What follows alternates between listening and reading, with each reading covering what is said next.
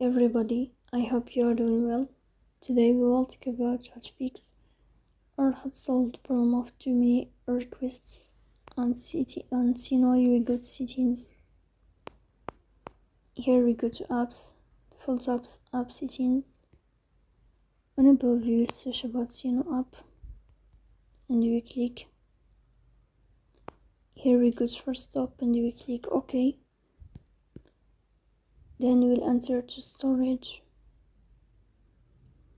Here we click on clear cache.